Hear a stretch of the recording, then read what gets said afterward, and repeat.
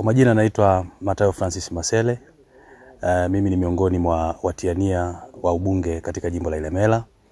Mtakumbuka tarehe 28 mwezi wa 6 mwaka 2025 nilichukua fomu katika ofisi yetu ya chama ya wilaya ya Ilemela.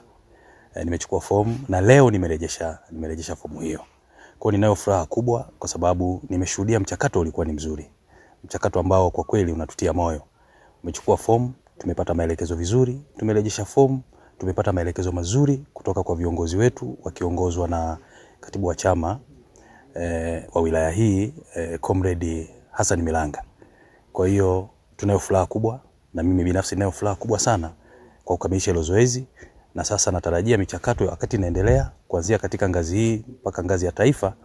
Ninaamini kwamba uteuzi utafanyika na pale ambapo chama kitakapoona ninafaa basi kitanirejesha katika yale majina matatu kwa ajili ya kuendelea na mchakato mwingine unaoendelea mbele. Mtakumbuka hivi karibuni katika mkutano mkuu wa Chama cha Mapinduzi uliofanyika jijini Dodoma, Mheshimiwa mwenyekiti wetu wa Chama cha Mapinduzi na Rais wa Jamhuri ya Muungano wa Tanzania Dr. Samia Suluhu Hassan alizindua ilani ya uchaguzi ya mwaka 2025-30.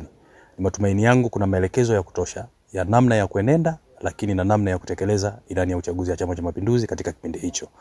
Kwa hiyo ni matumaini yangu nikipata fursa ya kuteuliwa na hatimaye kupewa nafasi ya kupeperusha bendera ya Chama cha Mapinduzi, naamini na ni matumaini yangu kwamba nitakwenda kutekeleza ilani ya uchaguzi kwa kushirikiana na wenzangu. Mnatambua mbunge peke yake hawezi. Tuna mamlaka mbalimbali, tuna halmashauri zetu, na kwa hapa tuna manispaa ya Ilemela, lakini kama mnavyojua pia tuna serikali.